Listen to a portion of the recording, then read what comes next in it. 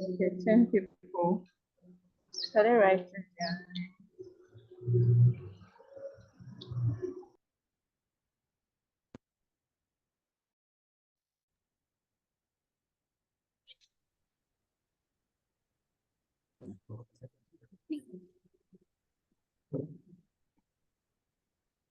Why you on my secret? Why you on my secret? I can hear you.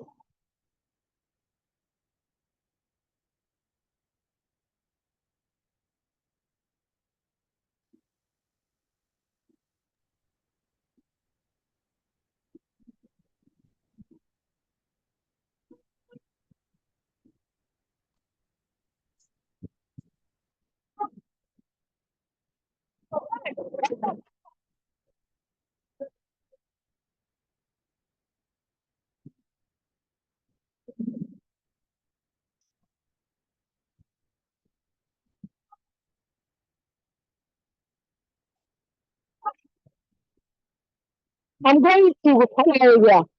Kola area, which are I going? Can I get to first now with you? So thank you. Okay. Yeah, that's the last one. Thank you, my sister. I appreciate it. I'm even having a lecture by 5. Where I'm Okay. trying to do. Lecture. Yes. Okay. I'm having my master program. Oh, online Yes. now. Yes. Oh, you just started. Yes. Okay. Thank you.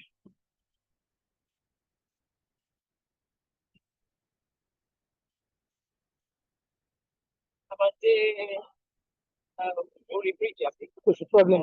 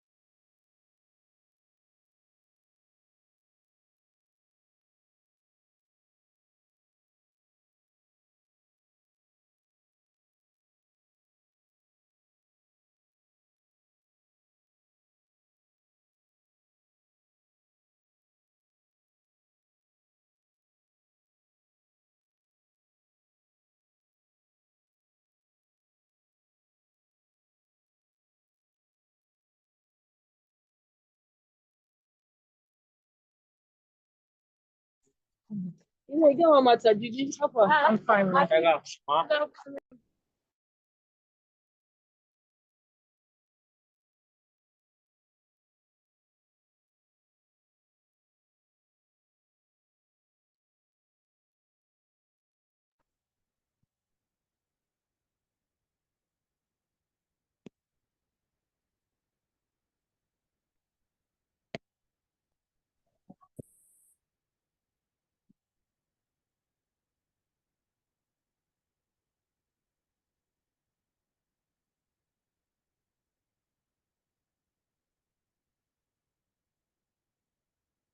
Oh, I'm sorry. Some people here, Jonah, I'm sorry about that.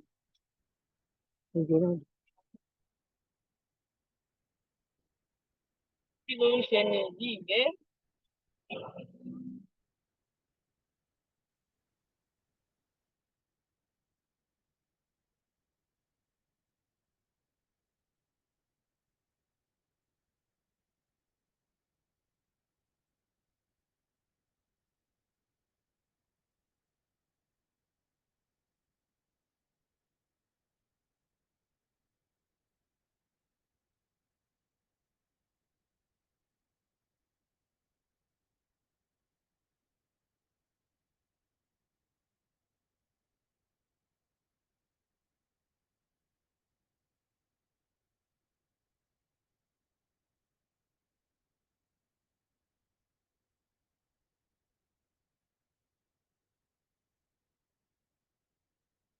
Okay, see one like that.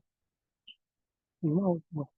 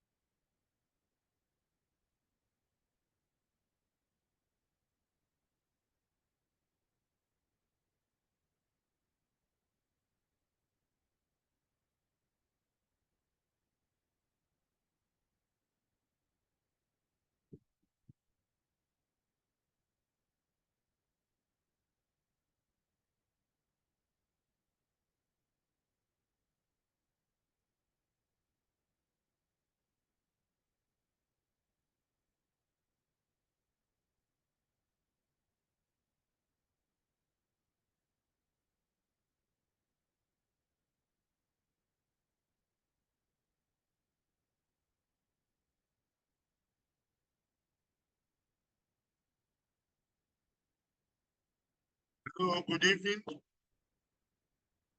Good evening, sir. Very well. I've already seen someone asking whether they have a volume problem. No, I was trying to look at the seminar topics breakdown so that I know where we stopped. Earlier in the day, the class governor pleaded with me that maybe I should complete my discussion of the semester's topics so that we give those of you who ought to have gotten their papers in and have not gotten it in finally till next week. Okay? And I accepted. So, can somebody remind me where we stopped our discussion?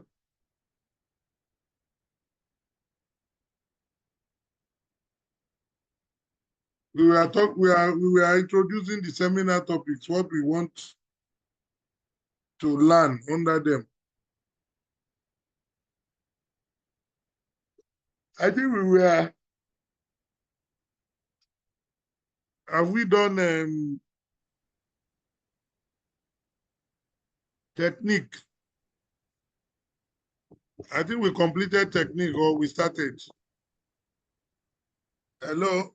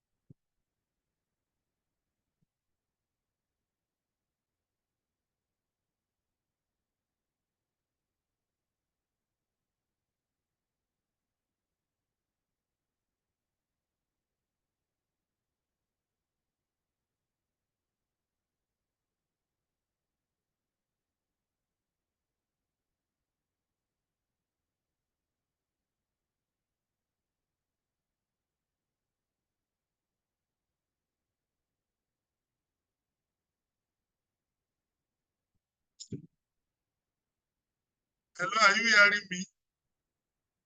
Yes, sir. I believe I gave you that breakdown of topics. Can you look at it and tell me where we stopped when we were discussing, when we were talking to the topics generally?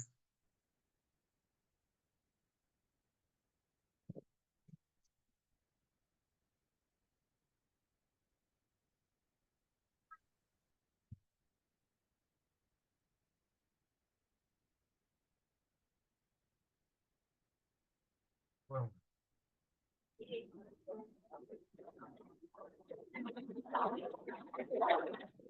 hello?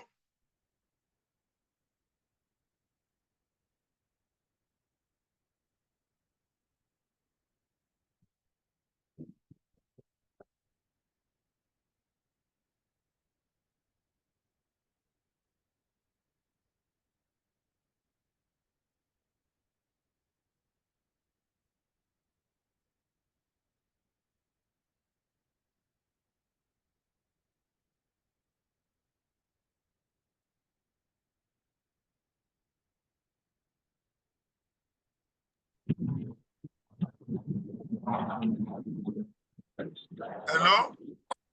Good afternoon, Prof. Good afternoon. Yes, I think you stopped at topic. Okay, topic 4. What is topic 4?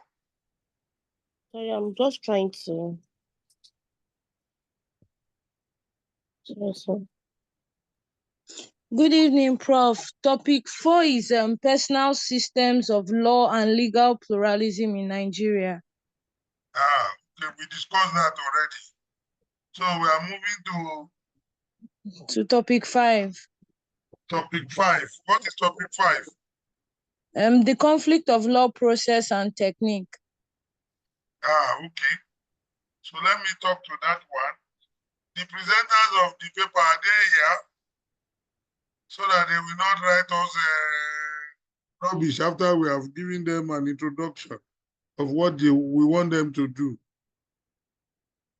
Who are the presenters of, who did you put in topic 5? Class captain.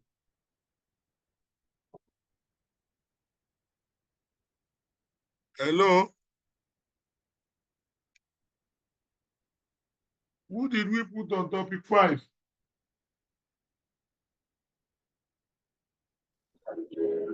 Good afternoon, Sammy. Topic 5, Judith Anyang. Good evening, Okay. sir. Okay. Just listen and listen very well what we want you to do. Although topic 5, what is topic 6? We normally break those technique topic into 2 or 3. Topic 5, we have conflict technique process 1. Then topic 6 is conflict technique and process 2. Depending on how many groups did we divide ourselves into? There are 9 groups. Then if we are only 9 groups, then topic 5. What is topic 6? Topic 6 is exclusion of otherwise. Then topic 5 is a very wide topic. How many people did you put in topic 5? There are 4 people, Prof. 4 people. Okay. And all the 4 of them are still interested, isn't it? I think so. Topic 5 is a very wide topic, and is very, very important. Very important for understanding this course. What we want to discuss under topic 5 is the method and process of arriving at applicable law. Okay? You know, we say that this subject becomes relevant when there is a foreign element. And we said that 3 issues would then become important. When a case has a foreign element, where do you litigate it? That is choice of jurisdiction. When a case has a foreign element, which law do you apply? Why is that important? That is very, very important because, like we have said, the subject is private international law, not public international law. And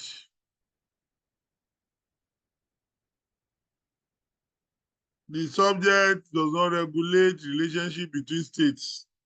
It regulates relationship between persons who may belong to different legal system or states. And their dispute will invariably be governed by one state law or the other. So how do you determine which state law will govern and which will not govern? We call that choice of law. Choice of law. Okay?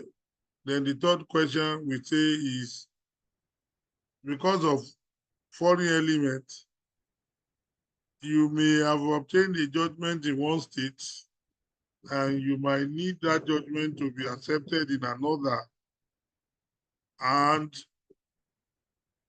or to be enforced in another. And we said in all of these 3 questions, you do not look at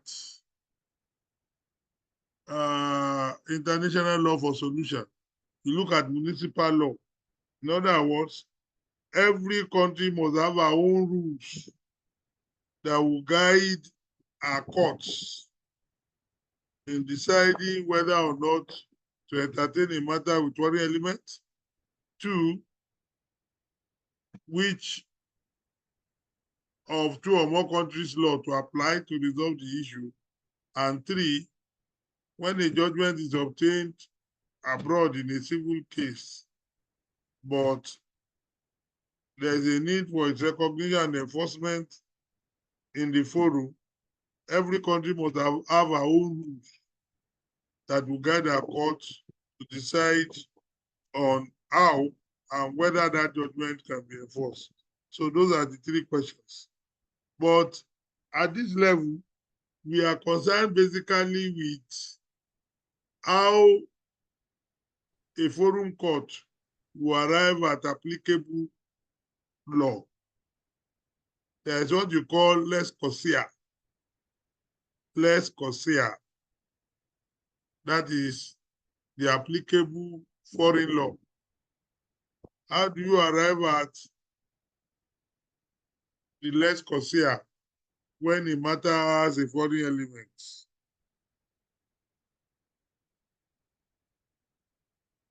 That's what we would normally discuss under this chapter 5, topic 5. After we have discussed that one, there are some technical issues that we will have to explain. And that is why we usually break this topic 5 into 2. But now that we have put it in one topic, it's going to be one of the biggest papers that any of the group would do. I would be happy if on the day they are presenting it, they can divide themselves into 2. And if we have more people joining, we can put 2 more people in that group so that they divide themselves into 2, 3 each. Okay? Let the first part introduce us to the technique, and let the second part look at technical issues. Technical issues that will usually confront you when you are trying to apply foreign laws in the forum. So let's start with the first part, which is the technique or the mode. The topic is simple, but it's very important. It's one of the signature topics of this subject area, because once a person does not know this topic,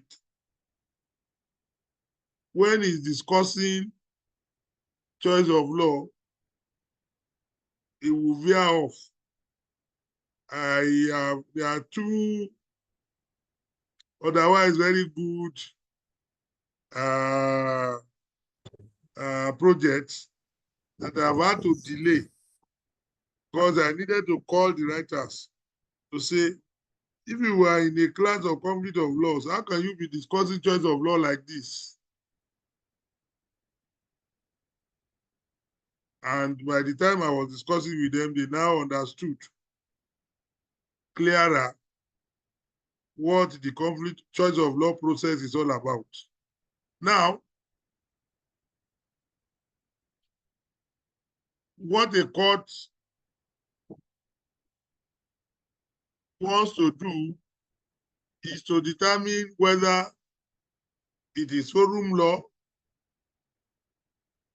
he should apply to resolve the dispute before him, and if not, which foreign law should he apply? Whether it is forum law he should apply, and if not forum law, which foreign law should he apply?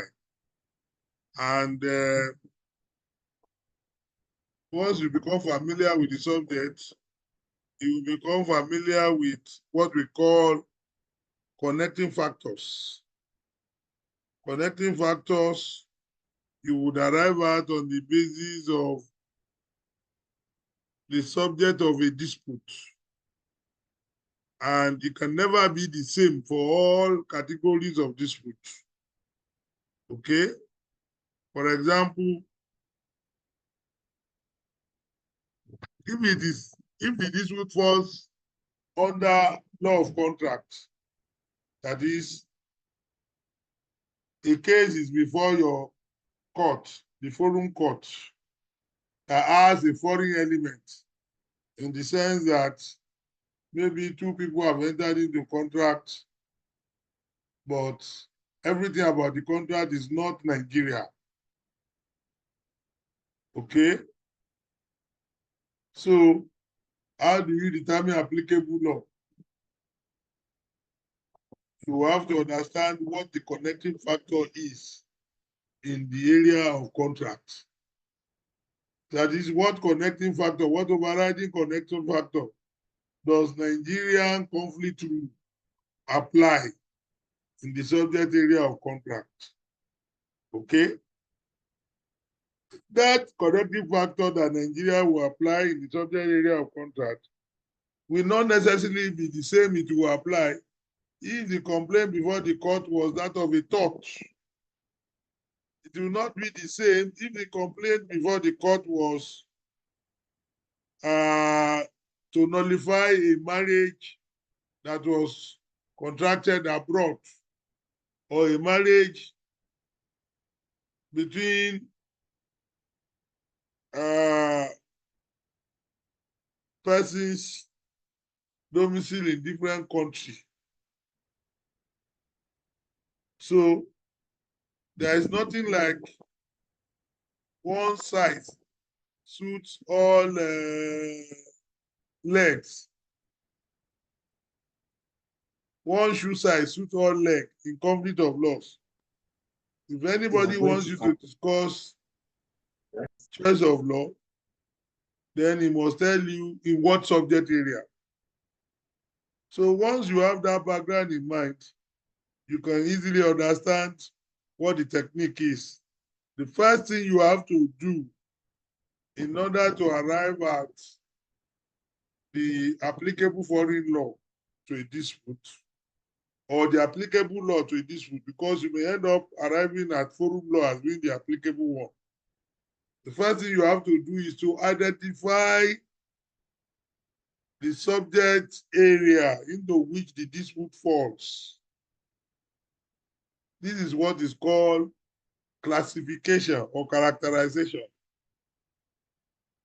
It's not going to be difficult to define that for anybody who has studied law up to your level, because you know that we study law under different subject heads. For example, the rules relating to contract are not the same as those relating to torts. They are not the same as those relating to transfer of property. They are not relating to this, they are not the same with those relating to marriage or succession or whatever. So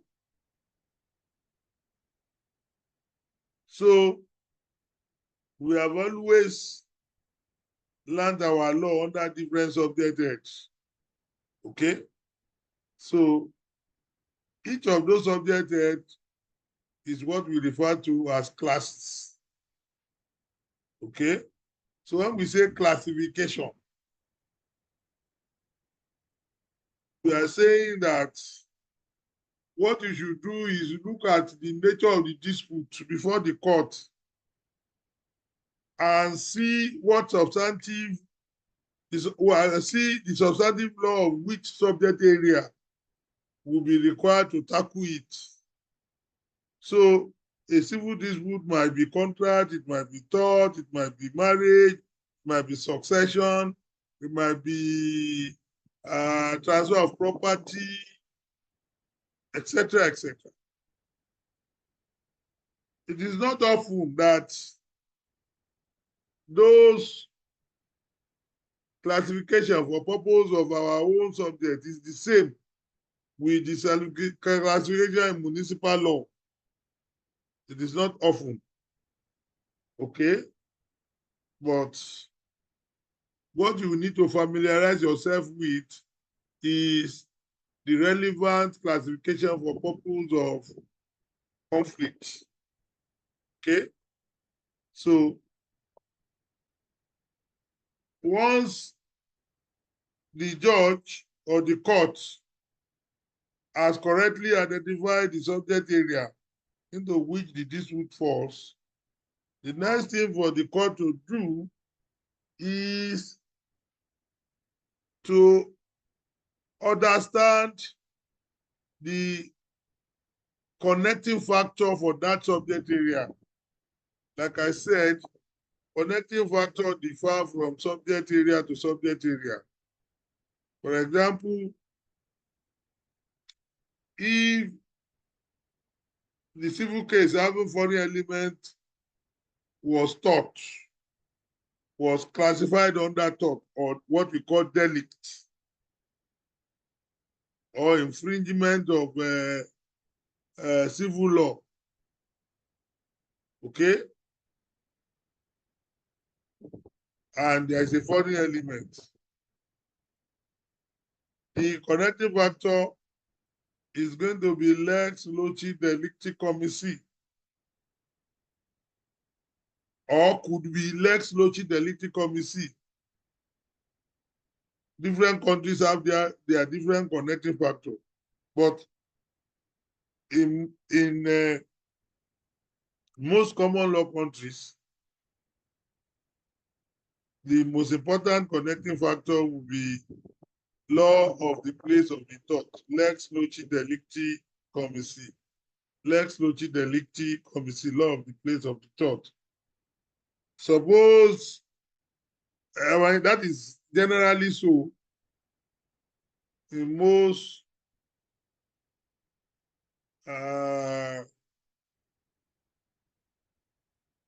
disputes relating to torts.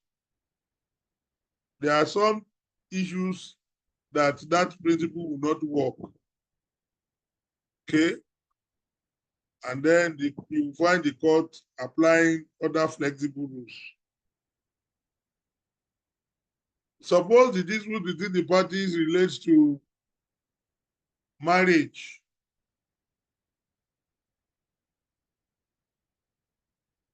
Marriage is a very wide area. And what are the reasons why a person will seek to nullify a marriage? A person might seek to nullify a marriage because the marriage did not comply with form. In other words, the person is saying that certain things ought to have been done that we are not done as formally required. In Nigeria, when you are talking about form, that is what you have to do in order to solemnize a monogamous marriage. You look at our Marriage Act. Okay? So if, for example, someone is saying that something was not done and the failure to do that thing would not render the marriage valid, that is a question of formal validity. Okay? And the problem usually before the court is that that marriage was not celebrated. We use the word celebration in place of solemnized. That marriage was not celebrated in the forum. If the marriage was celebrated in the forum and it is question of form you are talking about, then there is no foreign element because you are going before the court of the country where the marriage was celebrated. There is no foreign element as far as form is concerned, unless there's something else. So, what is the formula where you are seeking to nullify a marriage on ground of form? The formula is lex loci celebrationis. You can see now, in tort, it is lex loci delicti, lex loci celebrationis. Okay? And you want to say, oh, well, it is usually the place where the event occurred. But the similarity between marriage and tort ends there. It ends there. Because if the person who is trying to nullify the marriage is trying to nullify it on ground that on the ground that those of you who have done marriage laws will call essence, and we in conflict will call capacity, then conflict of law, our conflict of law does not apply lex logis cerebritonis in that case. It applies law of place of domicile. So you have two people domicile in Nigeria celebrating a marriage in Accra or UK.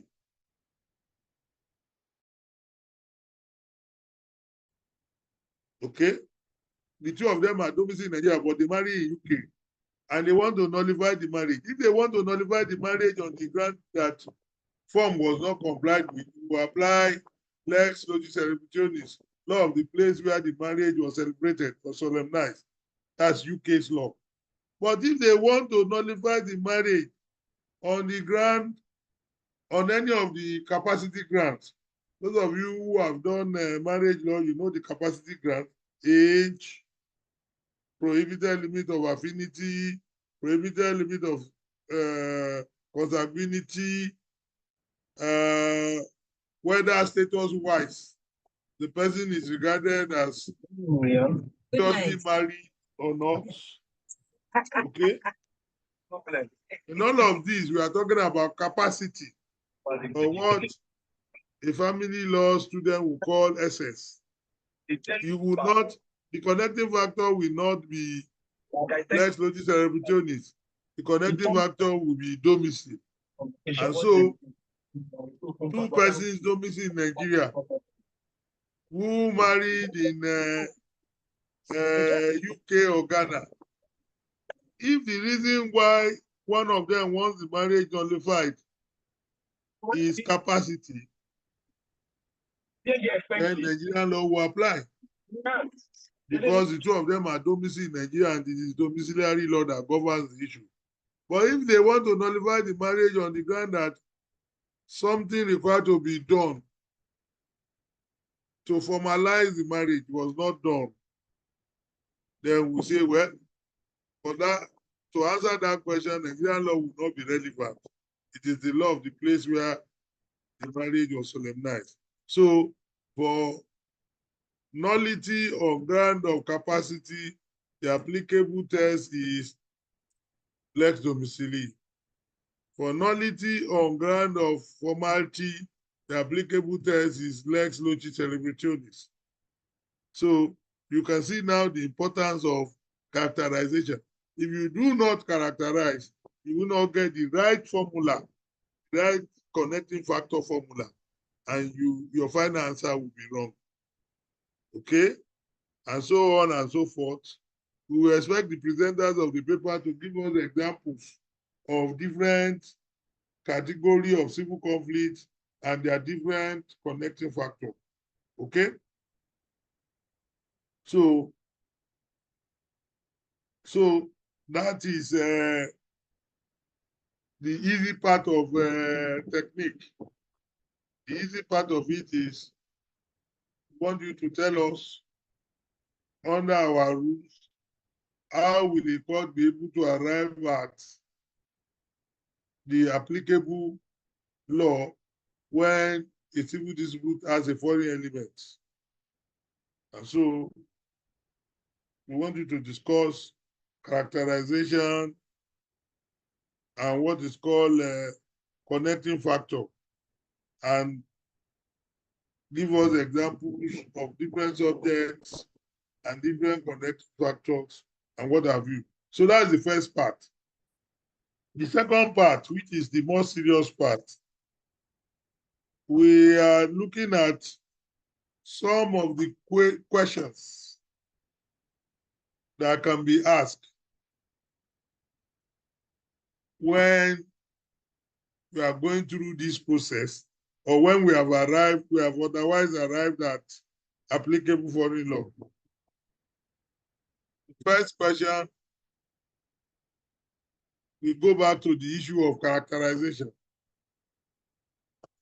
You know, when I was talking about the process just now, I gave you the impression that you will easily arrive at the subject matter into which the dispute falls.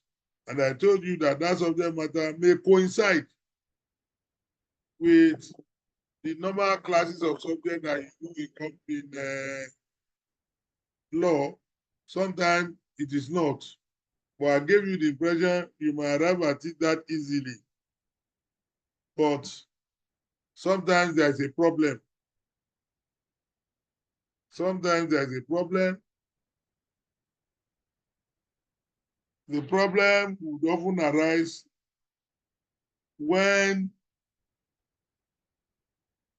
the lecturer and the lex causa do not characterize in the same way. They do not characterize in the same way. Okay? What do we mean by this? What do we mean by this? We have just told you now that the applicable law governing marriage depends on formality or capacity. But it is left for every country to decide what issue will come under capacity and what issue will come under formality. I give you an example. Parental consent. Parental consent. Okay?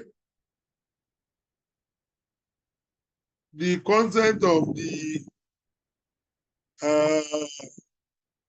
married spouses will most likely be question of capacity in every country. But the issue of parental consent, some countries will call it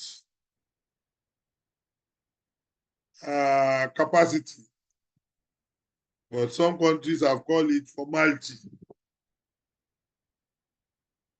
You can imagine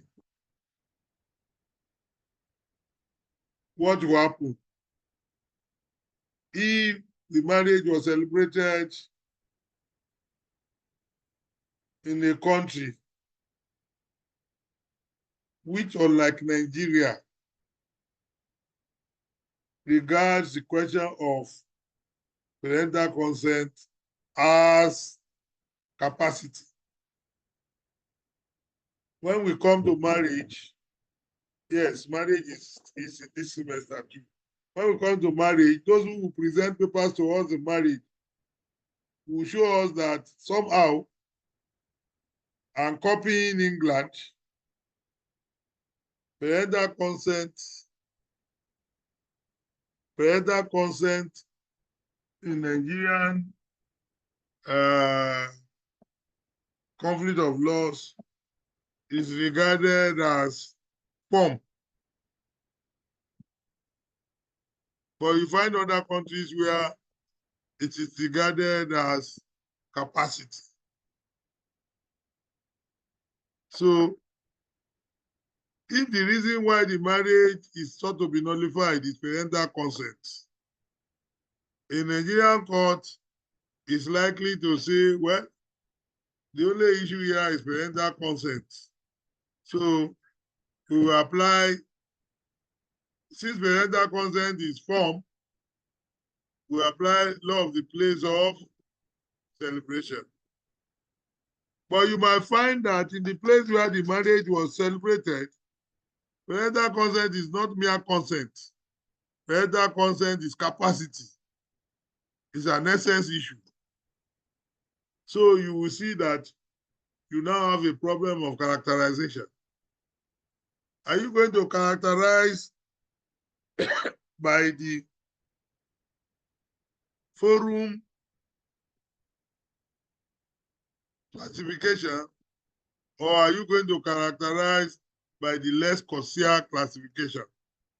In that example, suppose the marriage was Suppose the marriage was, when we get to marriage, they will give us cases of marriages of children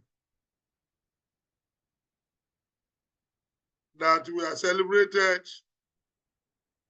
giving our own meaning of celebration. Celebration simply means solemnize. That we are solemnized not in England, but in Scotland. At a time when English law, English internal law required parental consent, especially for children who have not attained a certain age. But Scottish law does not require it. So you find the children on a weekend trip without informing their parents. You find them, they are within marriage age, even in England. But because they are yet to become adults, English law will require that their parent must consent. But Scottish law will not require that their parent must consent. So they will then travel to Scotland on a weekend. By the time they are coming back to England, they have given themselves rings and they deem themselves to be married.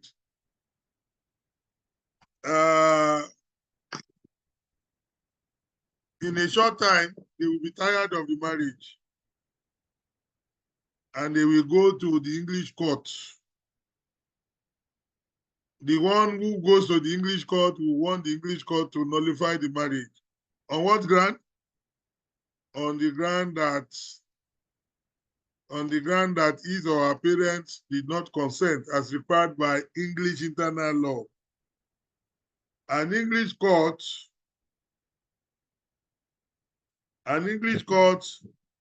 would then characterize by English conflict rules.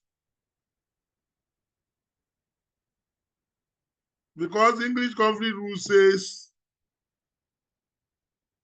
parental consent is a question of formality, an English court would apply Scottish law to determine whether the marriage was null and void. And an English court will arrive at the conclusion that the marriage was valid because the marriage was done in Scotland, where parental consent was not necessary. Okay? Where parental consent was not necessary.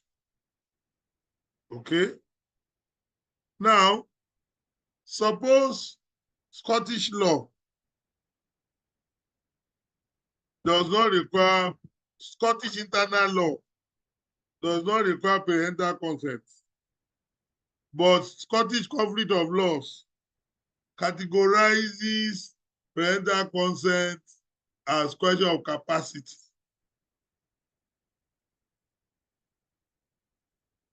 Which will be governed by law of the place of domicile. What the English court will do will then depend on how it will characterize, how it will go about its characterization. If it characterized according to lex fori, that is the English forum law, because the parties have approached English court.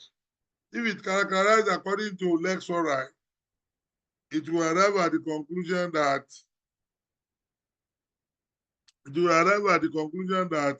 parental consent is formed and is governed by Scottish law. But if it's characterized by lex Corsia, it will be following the Scottish characterization, even though the Scottish internal law would easily pass the marriage, the Scottish characterization will say the question of parental consent is capacity, in which event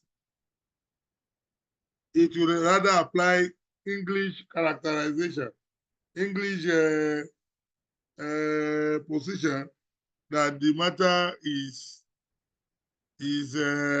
capacity. Okay? Anyway, I don't need to explain too much. The writers will give us example. Another example that you come across is the question of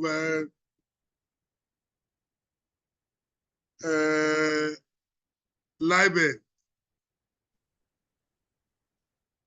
It's not every country that regards libel as a tort.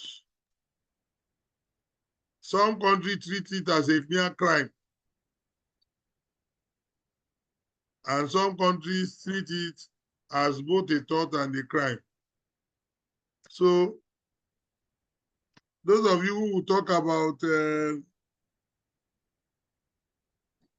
tort, there's a case you come across, Machado and Fontes.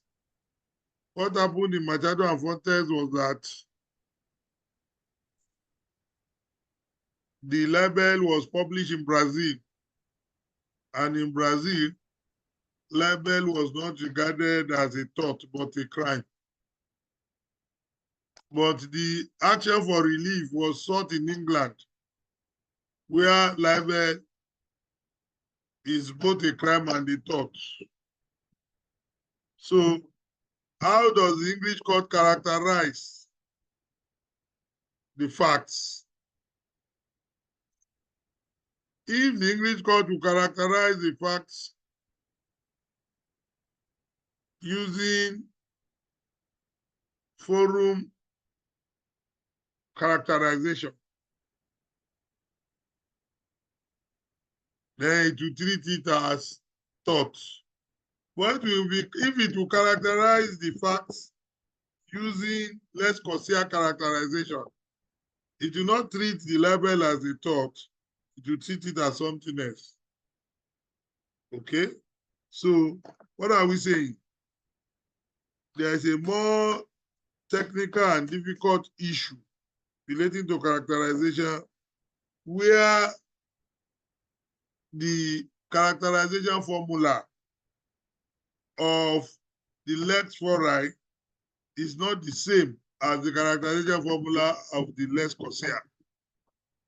And because this is a problem, you find that academic writers in this area have come with different suggestions. Incidentally, Professor Agbede has an article on this. He has an article on characterization, and he made suggestions for Nigeria to follow. So there are different methods. Okay? Do you characterize according to the forum lex fori? Do you characterize according to the lex considered? Do you do analytical jurisprudence, etc., etc., or fair media theory? All of those theories are propositions, okay? But the good thing is that you will find that in 90% of the cases, the categories are the same in both the forum and the lex considered. Or in the rare occasion, when you find yourself in that situation, we need to know what academic writers have suggested and whether there are cases that support their suggestion. So that is the serious, I call that the serious characterization issue. Okay? Second technical issue. I hope I'm not ending up teaching you as if you are an LLB student anyway. The second characterization issue is, the second technical problem is what we call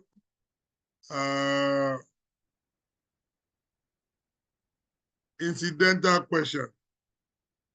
Incidental question. Some of the time, the forum court is not faced with just one issue. The forum court is faced with two. For example, the case before the forum court may be succession. But the question of legitimacy crop in.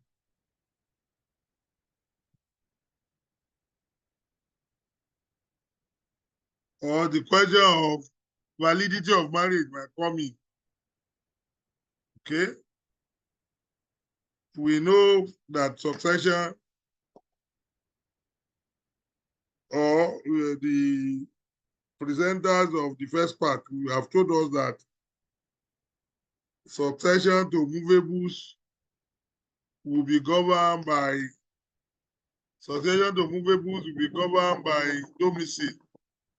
So in other words, you will apply the law of the place of domicile of the deceased. Straightforward. Okay?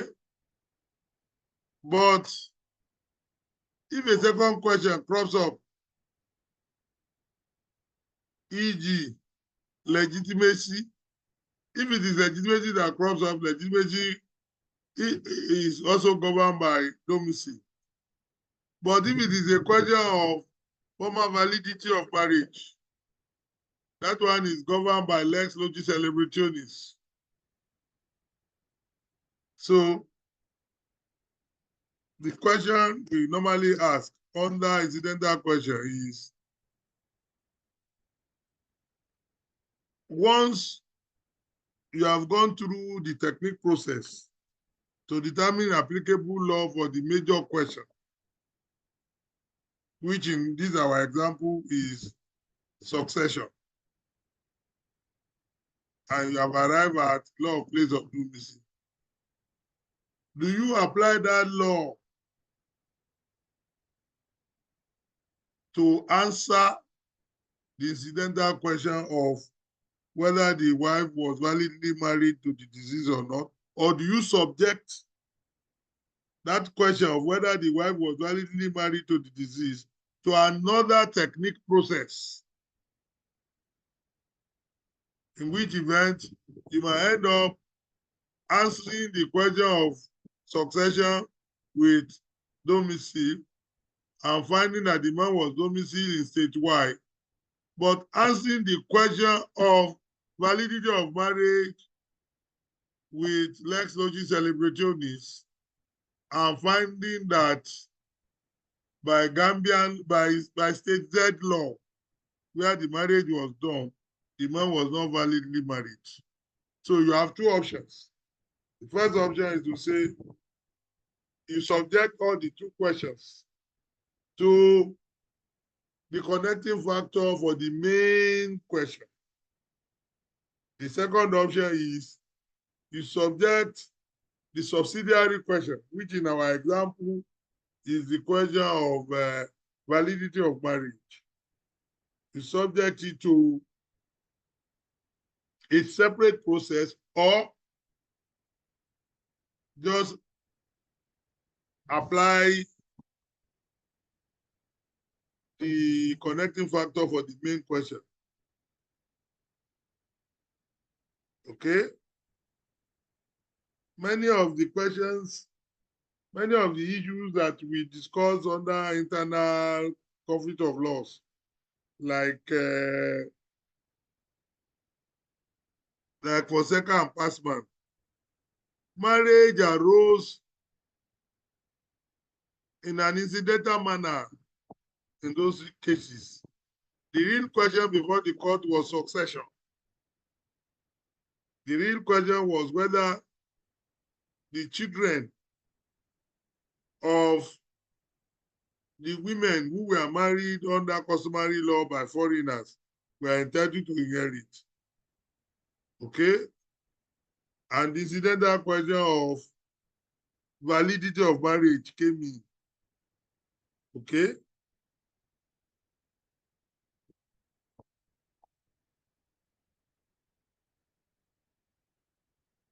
So validity of marriage had come in as incidental question in those cases. But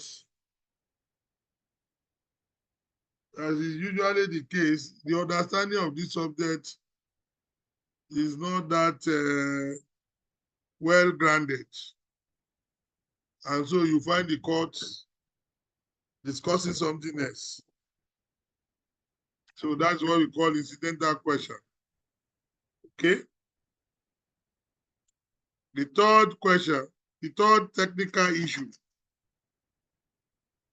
is what we call time factor. Time factor. We have told you that when you follow the process, you arrive at connecting factor. Say lex loci celebrationis, lex loci delicti commissi, lex domicili, etc., etc. Now, by their very nature, some of these connecting factors are mobile.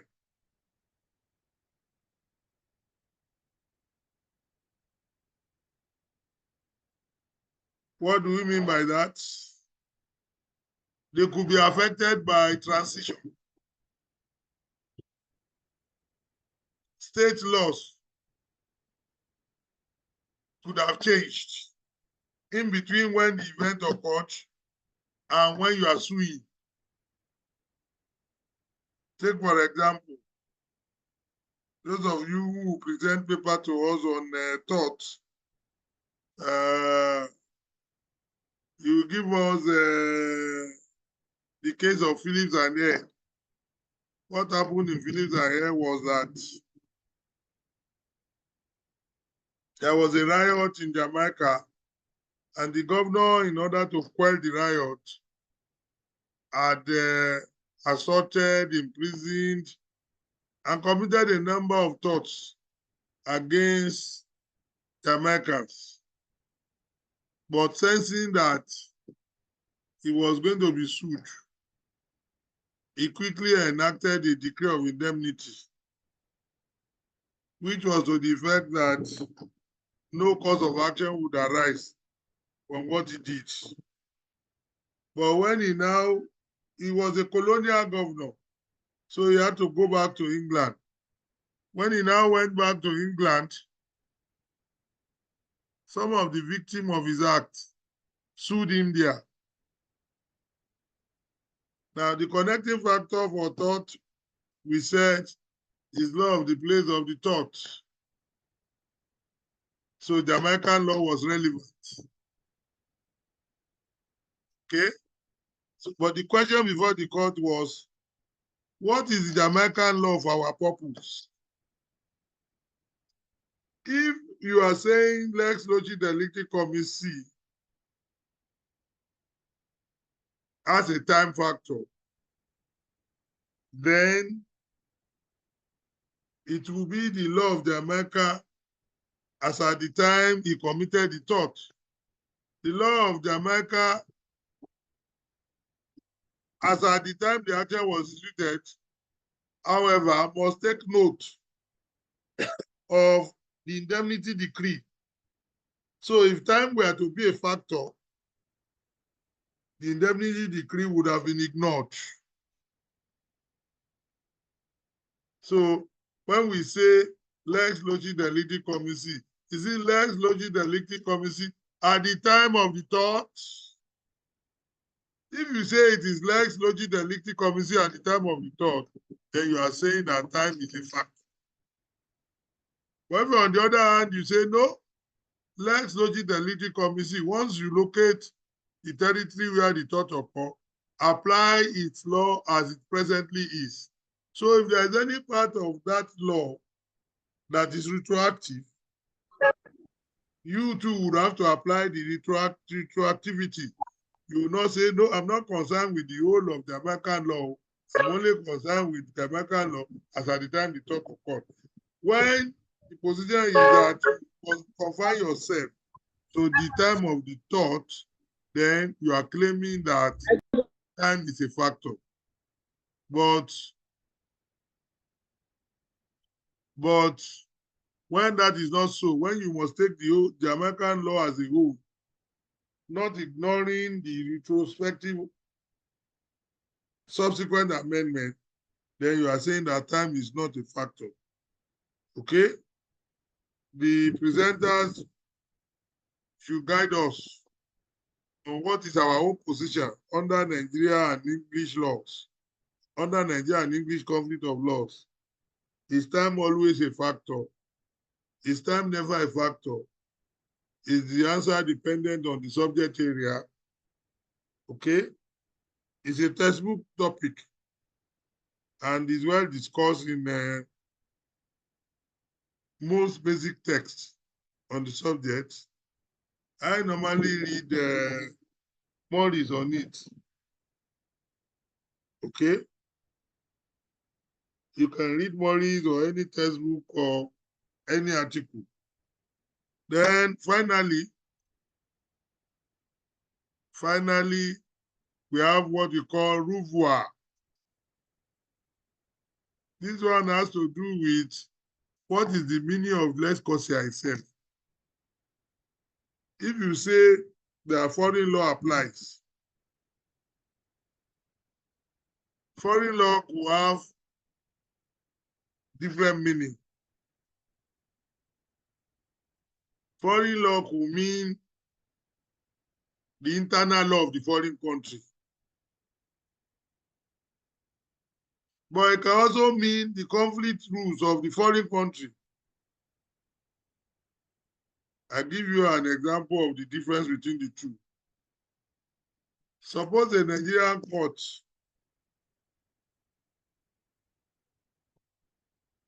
were to determine succession to the movable estate of a Nigerian citizen domiciled in Benin Republic.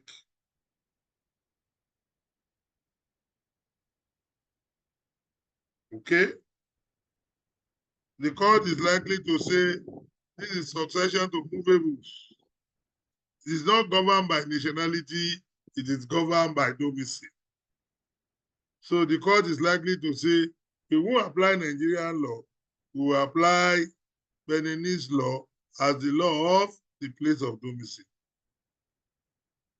But what does Beninese law, otherwise known as the lex causa, what does it mean in that context? Is it Beninese internal law or Beninese conflict rules? If it is Beninese internal law, the meaning is that you are going to apply Beninese law as a Beninese court would have applied in purely Beninese circumstances. That is, if two persons of Beninese nationality are before Beninese courts, the Benin Republic statutes or rule which the court will apply is what a Nigerian court will apply. So in that way, you say the Nigerian theory of Rouvoir is internal law theory. That means if we say that foreign law applies, we mean the internal law of the foreign country. Okay? So the other name for it is to say they are rejecting Rouvoir. Okay? But suppose our conflict rule is that we accept Rouvoir. If our conflict rule is that we accept Rouvoir, then what will be important to the court is not the internal law of the Republic, but its conflict rules. And the conflict rules of the Republic would apply for succession, law of nationality, meaning that the same matter where the disease was a Nigerian national, if it were to go on in Beninese court, the Beninese court would apply the national law of the disease, which is Nigerian law. So if a Nigerian court would then, if it's accepting Ruwa, would then apply the Beninese conflict rule, which is law of nationality, and find itself applying Nigerian law to resolve the matter. So you see the difference between rejecting Ruwa and accepting Ruwa. Then there is the one you call the full concept of Ruwa, or the foreign court theory. Okay? Now, the topic is very technical in the sense that in an LLM class, we are not going to be contented with you explaining the different type of Ruwa for us. You are going to address us on what is our own position. Every country might have its position. And the usual method is to look at what is the English position, because we have received English law. So textbook will give you a number of cases. And you look at those cases, look at the decisions, and be able to tell us, is it that is our own position internal law theory? Is it accepting Ruwa? If it is accepting Ruwa, is it partial Ruwa or total Ruwa? If I talk too much, if I talk any more on this topic, I would have helped you to write it. I would have helped you to write the topic. So you people go and do research and come up with something. So we go to topic 6, exclusion of otherwise applicable foreign law. Now, what are we saying under topic 6? What we are simply looking at is, are there grounds for a foreign court to refuse to apply an otherwise applicable foreign law? You have done your characterization. It has led you to the law of state Y. On what ground will you say you are not going to apply the law of state Y? You say never, we will not apply the law of state Y here. That's what we mean by grounds for excluding otherwise applicable foreign law. It's a straightforward topic, a textbook topic, and is also discussed by Professor Agbede. The 4 grounds are pleading and proving. Foreign law is fact. So the judge is not deemed to know it. If you want the judge to apply foreign law, you have to plead and prove it. If you fail to plead and prove it, he will not apply it. He will not throw away the case. He will only apply foreign law. Morris says the assumption is that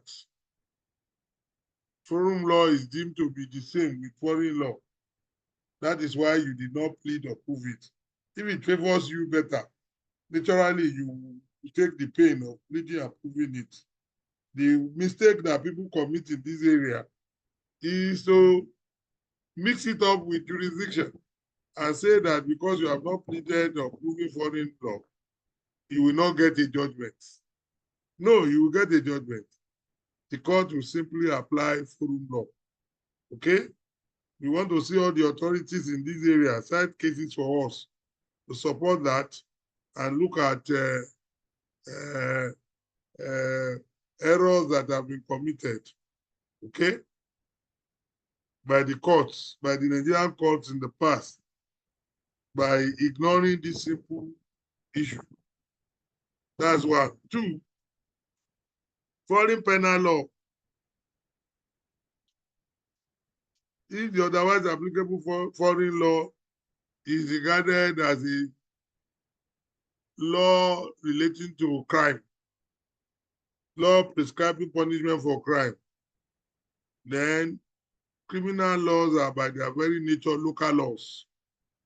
They never have life outside of the locality where the crime is committed. And so they will not be enforced in our own forum. Again, a textbook topic, you find cases illustrating it. Okay? You find cases illustrating it. Third, foreign revenue law. If the otherwise applicable foreign law is regarded as relating to tax,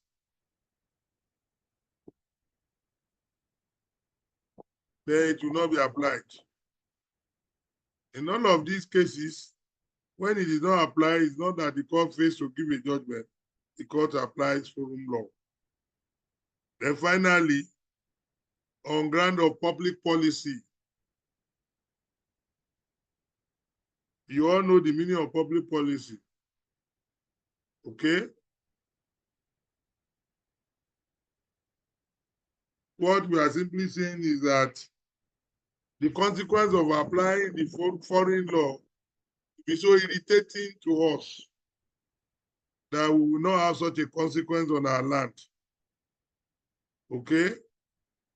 Suppose somebody sues, suppose in Nigeria, you know that our law prohibits same-sex marriage. Okay? Suppose an action is instituted in our court by partners in a same-sex relationship that was consummated in, say, Italy or Brazil, where it is allowed.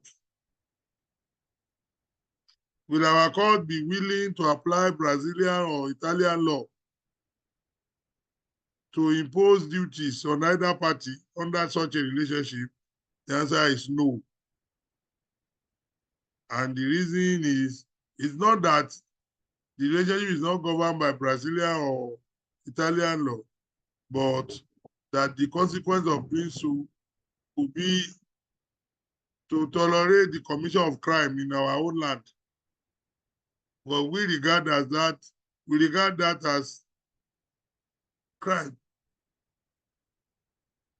Okay?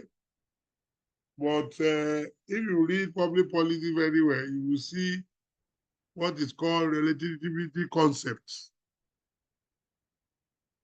It is difficult to say these and these and these and these are issues that will come under public policy. Judges' discretion, time and place will matter. Then it is difficult to say that always when there is public policy, the meaning is that you don't apply the foreign law. And the example that is usually given is this.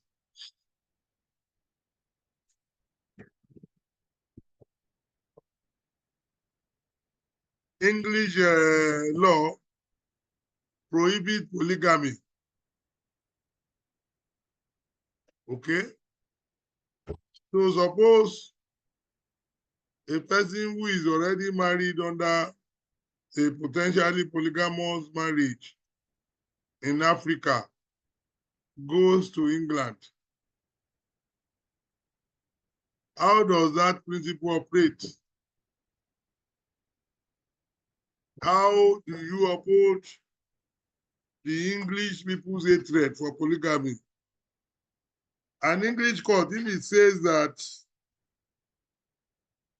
a polygamous marriage is no marriage, it will be serving in the hand of the male spouse who wants to take a second wife in England. And his argument will be, I was not married because the marriage I did before was a polygamous one. Now I will do a correct marriage with another person and go to the registry in England. Indirectly, the English court will be recognizing the English court will be supporting the same polygamy that it hates. So the way to give effect to that public policy is to say that that previous marriage, though polygamous marriage, be recognized as a monogamous one.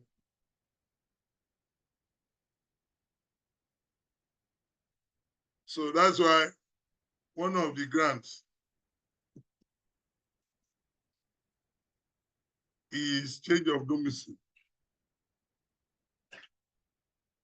One of the grants for mutation of marriage. Okay? What is topic 7?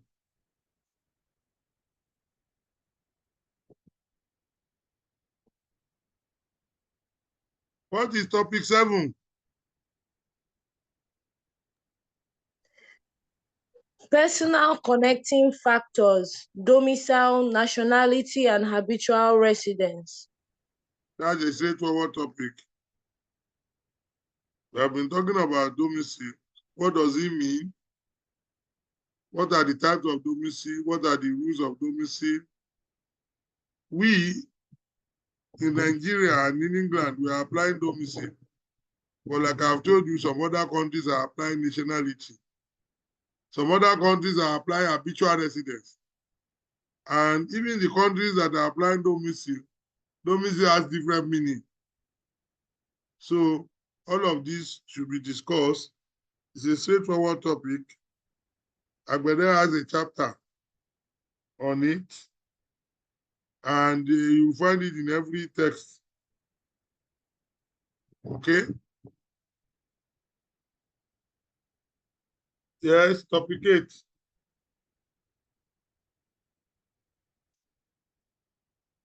Hello, topic 8. Marriage in the conflict of laws in Nigeria. Yes, that's another very wide topic. How many people did you assign to that topic? Sir, there are 5 people. Okay. Yes, sir. You see the way we broke the topic down. There are many issues to be discussed there. Okay. Yes, sir. The connecting factor for marriage, depending on form and capacity. What are the issues under form? What are the issues under capacity? What is the difference between polygamy and monogamy? How does Anglo-Nigerian law treat polygamous marriages? Can a marriage be mutated from monogamy to polygamy, or from polygamy to monogamy? Okay. Then matrimonial causes, divorce and nullity. And finally, we look at recognition of foreign nullity and divorce decrees. Somebody is in Nigeria, he wants to contract another marriage based on the assumption that the original marriage he contracted has come to an end. If he contracted that marriage abroad and Nigeria does not, I mean, if he dissolved that marriage abroad, Nigeria would need to recognize that dissolution decree. Nigeria does not recognize the resolution decree, then he will be deemed to still be married. And so, if it's a female spouse, he might not be qualified. Nigerian authority might not recognize that he's qualified to enter into another marriage. That's what we mean by recognition. So there's what we call limping marriage. A limping marriage is a marriage where, as you move from country to country, one country will recognize you are still being married. Other one will recognize your marriage as having come to an end. There's a need for